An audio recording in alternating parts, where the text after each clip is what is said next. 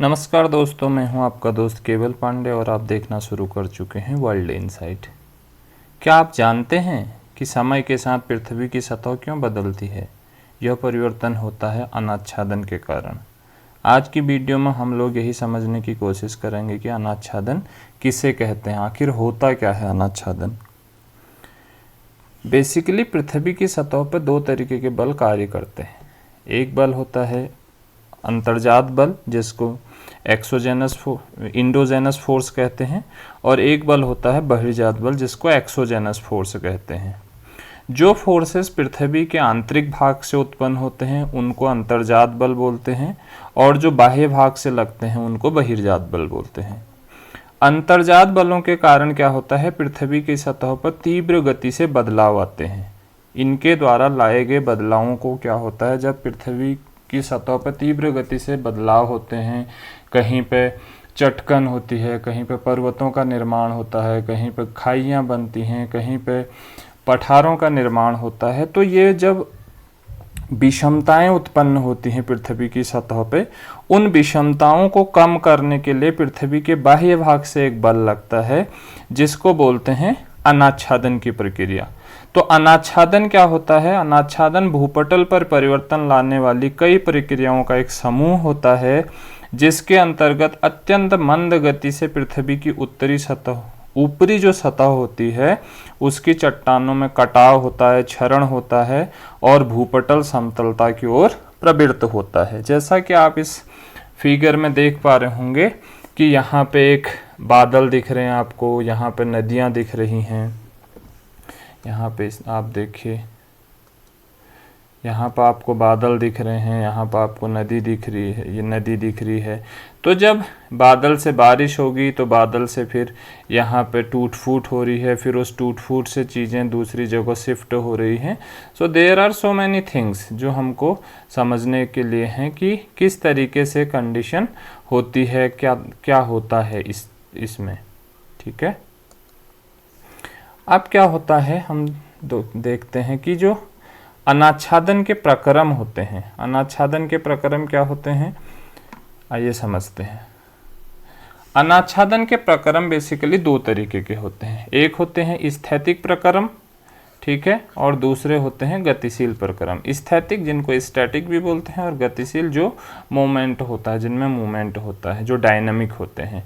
स्थैतिक प्रक्रम के अंतर्गत आता है अपक्षय। हम आगे बात करेंगे अपक्षय क्या होता है उसके बारे में, वेदरिंग जिसको बोलते हैं। और गतिशील प्रक्रम में तीन चीज़ें होती हैं: अपर्दन जिसको इरोजन बोलते हैं, परिवहन जिसको ट्रांसपोर्टेशन बोलते हैं, और निक्षेपण जिसको डिपोजिशन बोलते हैं। So there are four things: weathering, erosion, transportation and deposition. क्या होता है, किस तरीके से होता है, आइए बात करते हैं। वेदरिंग क्या है? वेदरिंग एक स्थैतिक प्रक्रिया है, ठीक है, स्थैतिक है, स्टैटिक है। मीन्स यह जैसे एक पर्वत है, इस पर्वत के कणों का अपने ही जगहों पर टूट फूट जाना, यहाँ से हटना नहीं, बस यहीं पे टूट फूट जाना, इसको बोलते हैं अपक्षय। जो बहुत सारे कारणों से टूटता है। एयर टेम्परेचर से टूटता है, ग्रीन हाउस गैसेस के प्रभाव से टूटता है, वोल्केनिज्म से टूटता है, प्रिसिपिटेशन से टूटता है, प्रोडक्ट जो बायोटिक थिंग्स होते हैं उनकी वजह से टूटता है, कहीं पर अपलिफ्टमेंट हो रहा है उसकी वजह से टूटता है, कहीं पे माउंटेन बिल्डिंग हो रही है वहाँ पर टूटता है। So there are so many factors which are affecting. जो वेदरिंग में बहुत सारे कारण होते हैं। बेसिकली वेदरिंग तीन तरीके की होती है। वेदरिंग पर हम अपने अगली वीडियो में विस्तार से बातें करेंगे। यहाँ पर हम ये समझते हैं कि वेदरिंग तीन तरीके से होती है, जिसको physical weathering, chemical weathering and biological weathering बोलते हैं। वेदरिंग के बाद जो ये वेदरिंग है स्टैटिक प्रक्रिया। वेदरिंग के बाद जो दूसरी सबसे मेजर चीज है डायनामिक, उसमें है इरोजन। इरोजन क्या है? अपर्दन जिसको बोलते हैं। अपर्दन एक डायनामिक प्रक्रिया है, एक डायनामिक प्रोसेस है। अपर्दन के 5 दूत होते हैं, जिनको 5 एजेंट ऑफ इरोजन बोला जाता है। नदी होता है, वायु होती है, भूमिगत जल होता है, सागरीय तरंगें होती है, और हिमानी होती है। Means river, air, ground water and जो सी वेव्स हो गई एंड पेरिग्लेशियर या हिम जो ग्लेशियर हैं, उनकी वजह से जब अपक्षयित मृदा, कहीं पे कोई चट्टान है, यह चट्टान यहाँ पर टूट गई, अब इस चट्टान का ये जो कण है, इनको जब ये 5 एजेंट जो भी हैं, इनकी वजह से जब यहाँ से हटा दिया जाता है, that known as erosion.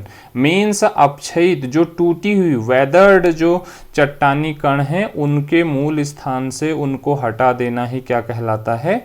Erosion या अपर्दन कहलाता है। अपर्दन के बाद नेक्स्ट है ट्रांसपोर्टेशन। ट्रांसपोर्टेशन में क्या होता है? परिवहन की प्रक्रिया में क्या होता है? अपर्दित सामग्री को एक स्थान से दूसरे स्थान तक ले जाया जाता है। सबसे पहले होती है वेदरिंग। वेदरिंग में चट्टानी कण एक जगह पर टूट फूट गए। वेदरिंग के बाद, वेदरिंग से मीन्स हुआ डिटैचमेंट। वेदरिंग के बाद होता है डिटैचमेंट। डिटैचमेंट मीन्स कणों का अपनी जगह से हट जाना। दैट नोन ऑलरेडी, अब मैं जो इस पर इरोजन जो मैं अभी पहले बात कर चुका हूँ, that known as erosion. Erosion का मतलब है डिटैचमेंट। डिटैचमेंट के बाद उनका होता है ट्रांसपोर्टेशन। मीन्स एक जगह से दूसरी जगह पर लेके चले जाना, दैट नोन एज ट्रांसपोर्टेशन। अपक्षयित जो कण थे उनका उनमें जब डिटैच्ड हुए, वो एक जगह से अपनी जगह से हटे और वहां से उनको 5 एजेंट ऑफ इरोजन के द्वारा एक जगह से दूसरी जगह पहुंचाना ही क्या कहलाता है? ट्रांसपोर्टेशन कहलाता है। ठीक है, इरोजन एंड ट्रांसपोर्टेशन में कण क्या होते हैं? एक जगह से दूसरी जगह पहुंचा दिए जाते हैं। इसके बाद जो नेक्स्ट होता है वो होता है डिपोजिशन। अब डिपोजिशन क्या होता है? जब परिवहन के लिए ऊर्जा कम हो जाती है। मीन्स ये कोई चट्टान है, यहाँ पे कण टूटे, इन कणों में डिटैचमेंट हुआ, डिटैचमेंट के बाद ये यहाँ से हटे। अब इनको जो हटा रहा है, जो भी एजेंट हटा रहा है, नदी हटा रही है, वायु हटा रही है, ग्राउंड वाटर हटा रहा है, सी वेव हटा रही हैं, हिमानी ग्लेशियर, पैली ग्लेशियर जो भी हटा रहे हैं, जब वो इनको हटाने में क्या होते हैं, यहाँ से जब वो अपनी युवा अवस्था में होती है तब उनमें बहुत ज़्यादा क्या होती है? ऊर्जा होती है। लेकिन जैसे जैसे वो अपनी अवस्था में आगे बढ़ते हैं तो उनकी ऊर्जा कम होने लगती है। तो ये कह रहा है कि परिवहन के लिए जब ऊर्जा में कमी आने लगती है तो परिवहित की गई जो सामग्री होती है वो एक जगह पे उसका जमाव होना शुरू होता है। मीन्स वेदरिंग के बाद हुआ डिटैचमेंट का जब ट्रांसपोर्टेशन हुआ और इसमें जब एनर्जी कम हुई, एनर्जी कम होने से तो ये डिटेच्ड जो मटेरियल था वो कहीं दूसरी जगह जाके क्या हो गया? डिपॉजिट हो गया, कहीं दूसरी जगह जाके जमाव हो गया। इससे एक नया स्थल रूप यहाँ पे निर्माण होता है जो बेसिकली मैदान के रूप में यहाँ पे देखने को मिलता है। So that known as deposition. तो हम लोग क्या क्या सीखे आज? हम 4 चीज़ें सीखें। सबसे पहले हम अपक्षय सीखे, अपक्षय के बाद हम इरोजन सीखे, अपक्षय जिसको हम वेदरिंग बोलते हैं, हम अपक्षय सीखे, अपक्षय के बाद हम इरोजन सीखे, इरोजन क्या होता है, इरोजन के बाद हम ट्रांसपोर्टेशन सीखे और ट्रांसपोर्टेशन के बाद हम डिपोजिशन सीखें।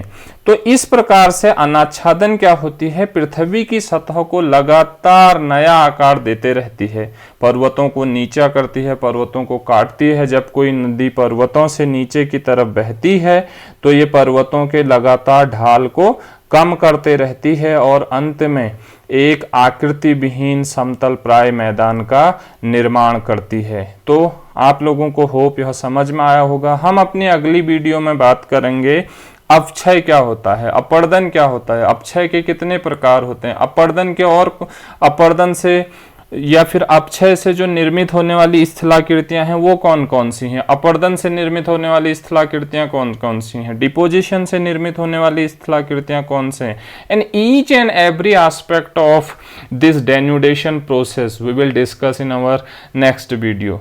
एंड मेरी लास्ट वीडियो में एक तनुजा जोशी का एक कमेंट था जिन्होंने बात की है कि उनको 11th की ज्योग्राफी पढ़नी है। तो I am making you assure Tanuja that I will provide you videos on your required जो भी सिलेबस है उस पे as soon as possible. Please be continue, keep watching the world inside. Thank you so much, have a great night.